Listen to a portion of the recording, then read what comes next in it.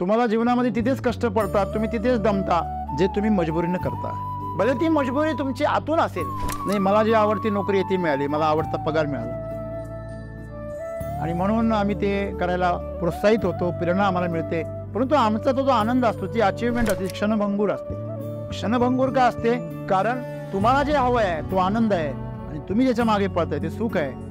आणि सुख म्हणजे बरं वाटणं, आनंद म्हणजे बरं असणं. तुम्ही जे मेहनत करता, परिश्रम करता, हे तुमच्या कष्टाचं आणि कठोर मेहनतीचं नसलं पाहिजे. ते तुमच्या प्रेमाच्या आनंदाचं असलं पाहिजे. ती तुमची निवड असते, ती तुमची आवड असते. तुम्ही असं काम करा का ज्याच्यासाठी तुम्ही मरायला तयार. मरण आलं तरी चालेल, मी हे काम नाही सोडणार, हे मी जे करतो ते नाही सोडणार.